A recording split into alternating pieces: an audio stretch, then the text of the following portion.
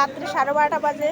তো হারানো গেছি। দেখো মাইয়া আমার মানে ঘুরতে যাবে, দেখো যাবে শুনে ভালো মতন যায়। দেখো সবে মিল্লা আয়ে এখন হারানো গেছে। দেখো সবে পায়ের উপরে পা উঠাই আর ওদিকে দেখো এই ক ঘুরা কিরকম লাগছে? এই ক ঘুরা কিরকম লাগছে ক। Hi everyone, good morning. সবাই কেমন আছো? আশা করি সবাই ভালোই আছো, আমিও ভালো আছি। তো আরেকটা ব্লগ নিয়ে আসলাম তোমাদের জন্য। তো এটা পূজাতে ঘুরতে গেছিলাম নবমীতে। দেখো এটা আমি ফার্স্টে আগে ব্লাউজ সেলাই করলাম।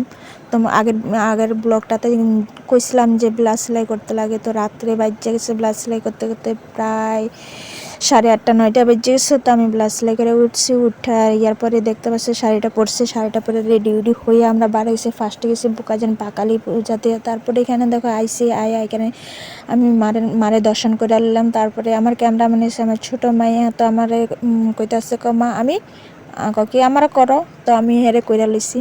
দেখো আমার ছোটো মাইয়া দিকে নমস্কার করতেছে, বড় মাইয়া করতেছে। তারপরে আমরা সিদ্ধা পড়লাম এদিকে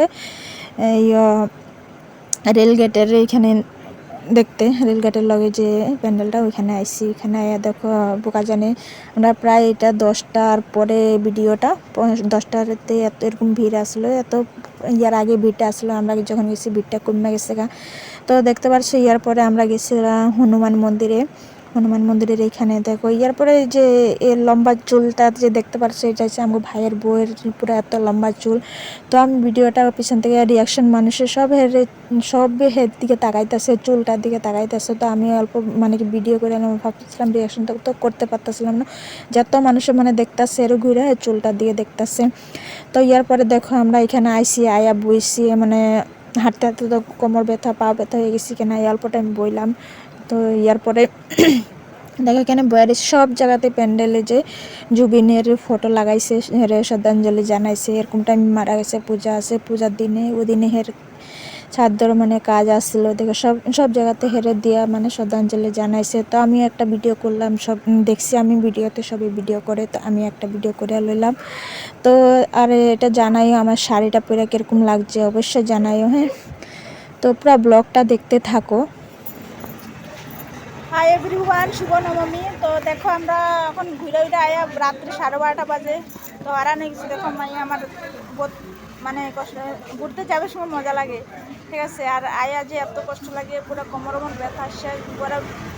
এখন এখানে অল্প টাইম বসি, বইয়া সিধা জামুকা করে। তো তোমরা কত দেরিতে ঘুরছে এটা জানাই অবশ্যই।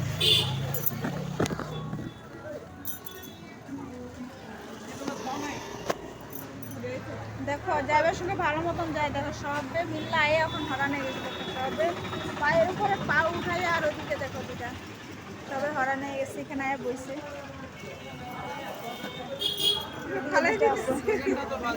এদিকে একটা আছে হ্যাঁ শেষ অবস্থা। তো আজকে মনটা কিনে নবমী শেষ। তো তোমরা গুড নাইট। দেখো আমরা ঘুরে ফিরে আয়া বসছি। এখন সিধা দেখো আমাদের ঘরের সামনে মন্দিরে আয়া বসছি। আমি ঘুরে শেষ। আজকে নবমী পূজা খতম, ঠিক আছে। ঘুরে কিরকম লাগছে? ঘুরে কিরকম লাগছে? ঘুরে কিরকম লাগছে? হ্যাঁ, ঘুরে কিরকম লাগছে?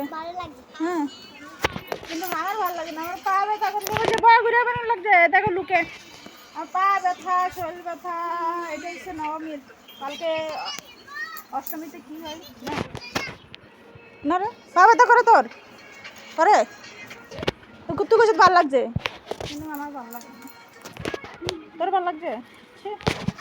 আমার তো ভালো লাগছে। দেখ চোখটা দেখ করে কি। তোর ভালো লাগছে? হুম।